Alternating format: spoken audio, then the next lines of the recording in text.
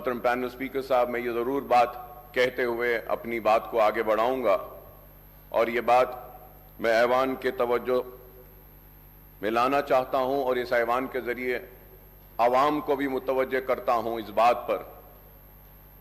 کہ ریاست تلنگانہ کے مسلمانوں نے ان کو بھی جتایا ہے، ان کو بھی جتایا ہے، لیکن نہ انہوں نے ایک بھی مسلمان کو نہیں جتایا ہے، اور مسلمانوں کی نمائندگی کرنے والی جماعت کو ختم کرنے کے منصوبے وہ سازشیں بنائی گئیں، کوششیں کی گئیں، لیکن وہ سازشیں، وہ منصوبے، وہ خواب چکنا چور ہو گئے۔ ہم جہاں تھے وہیں ہیں اور وہیں رہیں گے، ہم میں کوئی کمی نہیں آئی۔ کبھی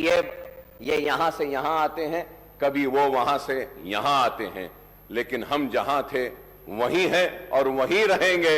اور بے باکی کے ساتھ، پوری دیانت کے ساتھ،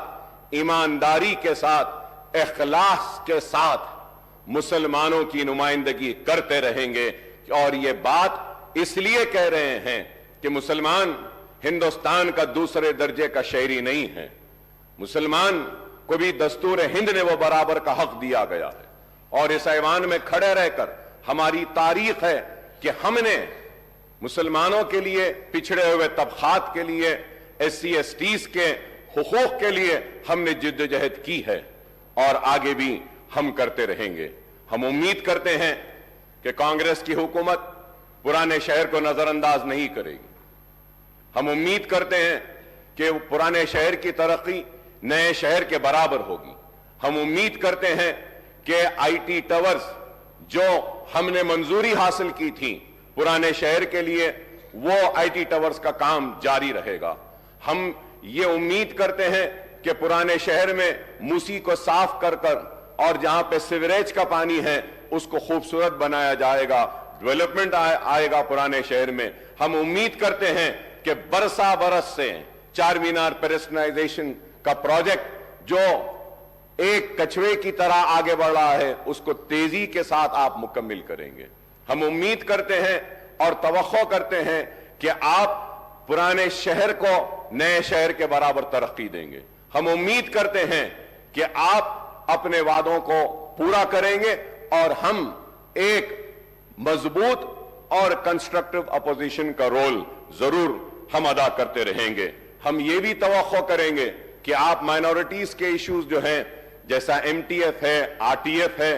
یا پھر اوورسیز اسکالرشپ ہے، اس کے بہت سارے اماؤنٹس ڈیو ہیں، اس کو بھی آپ کلیئر کریں گے، اور مسلمان اور مائنورٹی بچے جو تعلیم حاصل کر رہے ہیں، جس کی وجہ سے اسکالرشپس ریلیز نہیں ہونے کی وجہ سے جو رکاوٹیں آ رہی ہیں، اس کو آپ دور کریں گے۔ ہم امید کرتے ہیں کہ انیس الغربا کی عمارت جو تعمیر ہوئی ہے، اس انیس الغربا کی عمارت میں سرگرمیوں کا آغاز کریں گے، یتیم بچوں کو وہاں رکھیں گے اور ان کو موقع دیں گے۔ ہم امید کرتے ہیں کہ آپ ایک مسلم ڈیلیگیشن کو بلا کر، آپ ان سے بیٹھ کر بات کر مدرسہ بورڈ جو دوسرے ریاستوں میں ہیں، اس طریقے سے آپ ان کو اعتماد میں لے کر، بھروسے میں لے کر، ان سے بات چیت کر ایک مدرسہ بورڈ کے ذریعے آپ ان کی مدد کریں گے۔ ہم یہ بھی امید کرتے ہیں کہ 17,000 ائمہ اور موذنوں کو آپ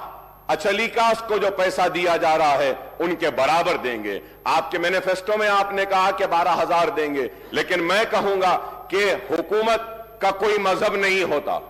حکومت کا کوئی مذہب نہیں۔ جب اچھلیکاس پجاریز کو آپ 25,000 دے رہے ہیں تو حکومت کی ذمہ داری ہے کہ وہ مسلم ائمہ اور موذنوں کو بھی انہی کے برابر دیں۔ میں امید کرتا ہوں کہ شادی مبارک کی سکیم کو جو مجلس کے نمائندگی پر گرین چینل میں ڈالا گیا تھا، آپ اس کو جاری رکھیں گے گرین چینل میں، اور اس کے ذریعے شادی مبارک کے سارے